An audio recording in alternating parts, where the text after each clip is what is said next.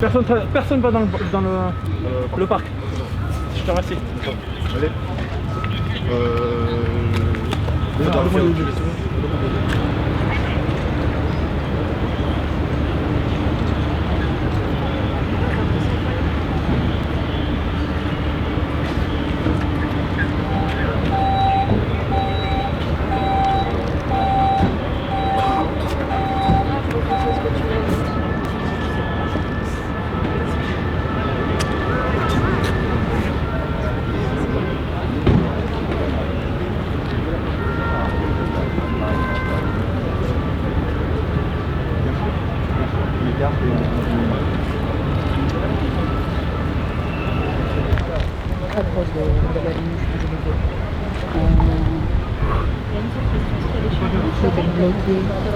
Ah donc ouais, c'est comme ça, on a service information. Apparemment il y avait une voiture en feu. 5 à 3.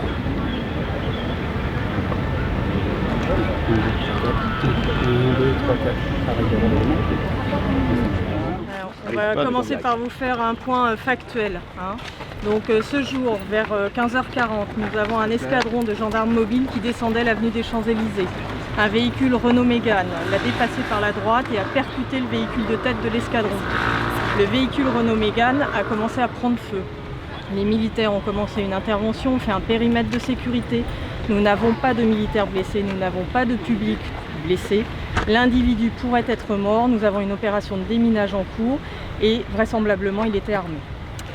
Voilà pour les premiers éléments factuels dont vient de parler le commissaire Johanna Primevert. Ces opérations de déminage se poursuivent. Le ministre de l'Intérieur était également sur place, Gérard Collomb, qui est aux côtés des gendarmes qui sont intervenus, qui ont été pris pour cible puisqu'il semble que ce soit une démarche volontaire de la part de l'individu. Ce sont ces gendarmes qui ont fait le périmètre de sécurité, qui ont bouclé les lieux et qui ont extrait du véhicule l'individu qui avait foncé sur le véhicule de tête. D'importants moyens de la préfecture de police ont convergé sur les lieux, les pompiers pour éteindre l'incendie, mais également des unités d'intervention, et donc ces opérations de déminage sont actuellement en cours pour s'assurer qu'il n'y a plus aucun risque au niveau du véhicule, mais de toute façon l'avenue des Champs-Élysées et le quartier ont été bouclés. En ce qui concerne l'enquête judiciaire, eh bien, le procureur de la République a saisi la section antiterroriste du parquet de Paris et l'enquête est confiée à la section antiterroriste de la brigade criminelle ainsi qu'à la direction générale de la sécurité intérieure, et c'est le procureur de la République et ses services, François Molins et le parquet de Paris, qui communiqueront en temps et en heure sur les éléments de l'enquête. Voilà ce que l'on peut dire pour le moment sur cette opération policière qui est toujours en cours et qui nécessite de la part des Parisiens une vigilance, puisqu'il faut éviter le secteur des Champs-Élysées tant que l'intervention policière n'est pas terminée. Elle va bien évidemment se poursuivre durant toute la soirée. Il y a des éléments de police technique et scientifique à pouvoir recueillir sur les lieux, et donc il y aura une exploitation de la scène de crime durant les heures qui viennent. On reviendra faire un point tout à l'heure lorsque le ministre de l'Intérieur aura vu l'ensemble des personnels engagés sur cette opération qui a commencé, comme le disait le commissaire Prévert, aux alentours de 15h40. Merci beaucoup. Et à tout à l'heure. Quel est votre prénom, madame? Très probablement l'individu est mort, mais il est allongé sur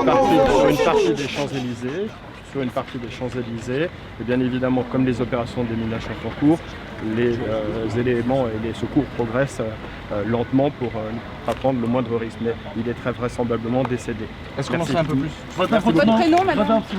Johanna Primevert. Johanna Primevert.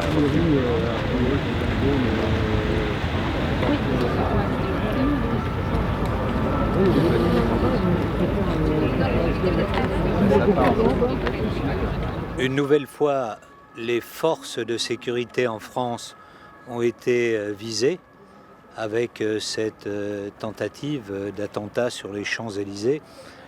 Un escadron de gendarmes mobiles descendait ces Champs-Élysées quand un individu a percuté la voiture de tête. Cette voiture contenait un certain nombre d'armes, d'explosifs permettant éventuellement de pouvoir faire sauter cette voiture. L'individu est décédé.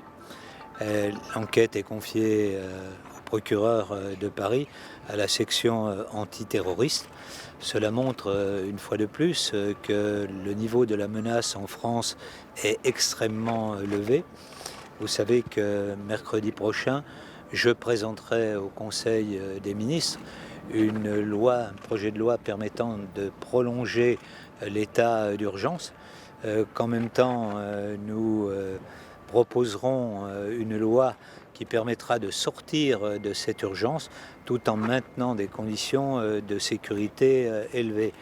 Pour celles et ceux qui s'interrogeaient sur la nécessité d'avoir de telles lois, on voit bien aujourd'hui que l'état de la France le nécessite et que si nous voulons protéger efficacement nos concitoyens, il faut que nous puissions prendre un certain nombre de mesures qui nous permettent de prévenir, de suivre des individus comme celui-là et donc d'empêcher des attentats, que ce soit des attentats contre des civils ou bien contre les forces de sécurité.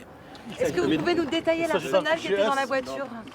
Je crois que l'enquête est en cours et donc que vous aurez tous les éléments une fois que les informations seront recueillies par le procureur de la République. Comme vous le voyez, aujourd'hui, les forces de sécurité en ce moment sont encore au travail pour pouvoir déterminer à la fois l'armement qui était dans la voiture et puis donc enquêter sur le passé de cet homme et voir quels étaient effectivement les mobiles qui l'amènent cet après-midi à passer à l'acte contre les forces de sécurité.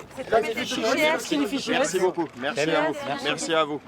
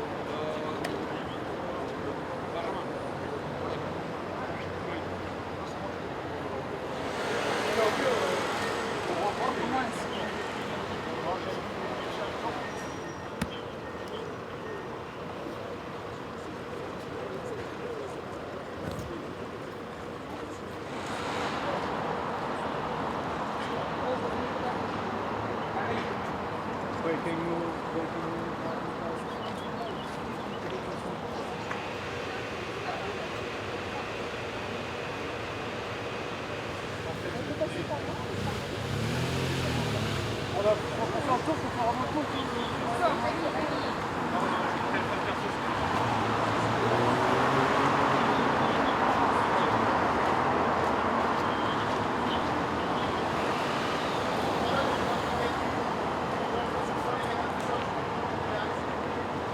monsieur. La zone elle est interdite pour le moment, interdite. La zone est interdite pour le moment. Appelez-le. Là, vous ne pouvez pas rentrer.